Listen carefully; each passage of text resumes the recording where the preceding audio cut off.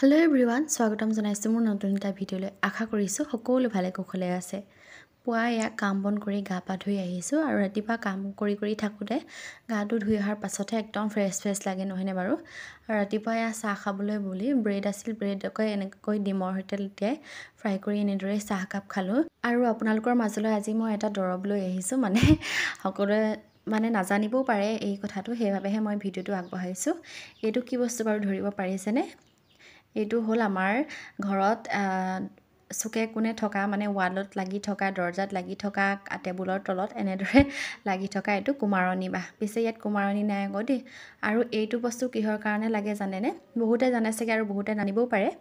এই বস্তুটো আমাৰ যেতিয়া বিফুঁহা উঠে তেতিয়া এই বস্তুটো দৰকাৰ হয়।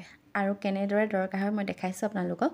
এতিয়া মই এৰুৱাই ল'লোঁ, ৱালখনতে লাগি আছিলে, তাৰপৰা বাতি এটাত উলিয়াই ল'লোঁ আৰু ইয়াতে অকণমান পানী দি লৈছোঁ দেই। পানী দি লোৱাৰ পাছতে এয়া দেখিছেনে, কোমলি যোৱাৰ পাছত আঙুলিৰে এনেদৰে ভালকৈ গুলি একদম পেষ্ট এটা বনাই ল'লোঁ। আৰু বিফুঁহাৰ বিষৰ কথাটো কাকো ক'বই নালাগে, কিমান বিষ উঠাসকলেহে গম পায়। আৰু মানুহজনৰো বিফুঁহা উঠিছে, সেইবাবে মই আজি এই পদ্ধতিটো ব্যৱহাৰ কৰিছোঁ। এই কুমাৰণী বাঁহটোত এয়া ভালদৰে গুলি লৈ বিফুঁহাটো য'ত উঠিছে তাত এনেদৰে ধুনীয়াকৈ সানি দিব লাগিব। আৰু বিফুঁহা ক'ত আৰু এয়া ভালদৰে গুলি হৈ গ'ল। এতিয়া মই মানুহজনৰ য'ত বিফুঁহা উঠিছে তাত ধুনীয়াকৈ সানি দিম।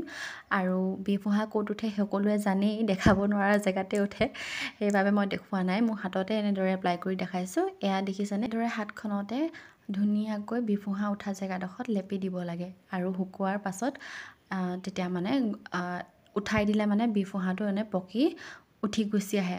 আপোনালোকে যদি এই পদ্ধতিটো ব্যৱহাৰ কৰা নাই, কাৰোবাৰ যদি বিফুঁহা উঠিছে, নিশ্চয় এবাৰ কৰি চাবচোন। একদম পকি ওলাই গুচি আহে। বহুতে এইটো কথা জানিবও পাৰে, নাজানিবও পাৰে, সেইবাবেহে মই এই ভিডিঅ'টো আগবঢ়ালোঁ।